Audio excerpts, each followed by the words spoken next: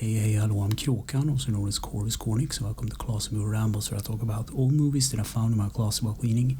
This week's movie is Bob Marley's One Love, and it's about 1 hour and 47 minutes long, and it starts with recapping the conflict in Jamaica at the time. There was a lot of political conflict, there was a lot of shootings and stuff. The whole country was basically upside down.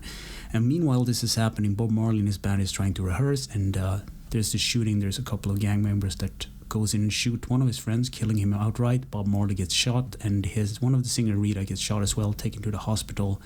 But the show is on anyway. They go on rehearse, and Rita is feeling better.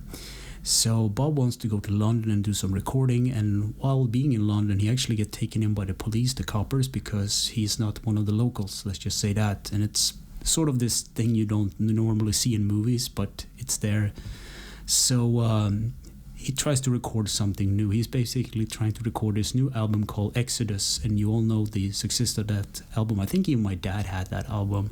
So they struggle a bit with it, and they try to record it, but thing goes fine. And then Rita comes to visit him, and there's this thing where I think they have kids together. It wasn't really that clear, but she's taking care of the kids and whatnot.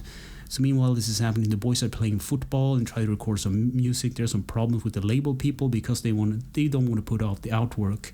But the artwork is kind of one of those things that it's kind of based in the Rastafari culture. There's the letters represent the people and the culture and things, and the label people doesn't get it because they only want to make money.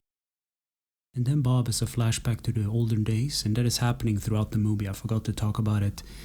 And then, of course, the album Exodus was a hit, so they toured in Paris, Belgium, Netherlands, West Germany, Denmark, and even Sweden.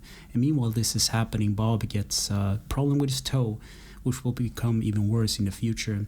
And then Rita and Bob has an argument at this party outside, and it's basically about the fame and Bob not spending time with his kids. It's kind of this sad story where basically it came from nothing. He just had one shirt, and now he has, all this excess like wine and everything. And there's even like this subplot of him actually being with other women and stuff. It's slightly hinted at. And then there is some more problems, some more fighting, and it turns out that Bob actually has skin cancer on his toe, and he refused to remove it because I believe it was part of the Rastafari culture or something like that.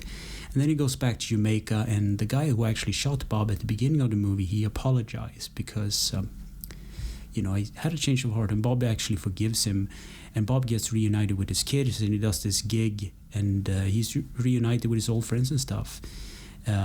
So he played a show, and then the movie ends with this text explaining what Bob Marley actually did for the country. So he actually unified it with his music, and the sad part of it is that he actually died in the end, but it was actually a really good movie. So what did I think about this movie? I had very low expectations. I've listened to the band and Bob Marley and the Wailers, and I know about the reggae music and the stuff, but I didn't know about the whole backstory. I know he came to Jamaica, but I didn't know anything about sort of his parents and his mom and dad and what they were actually from. And the movie kind of hints at it, and the movie brought me to tears a couple of times because it was so unfair to all the characters, like growing up in the bad part of town, they're just struggling to survive, but somehow they keep a good spirit up even through the political kind of turmoil and the shootings. And it was actually a good movie. I was surprised, and they even went the extra mile to actually simulate the 70s era of music, the clothing and the haircuts and everything, and I like that.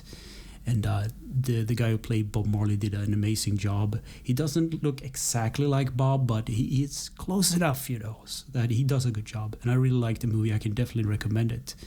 It was actually a really good, surprising movie. So anyway, thanks for listening and for watching, and take care.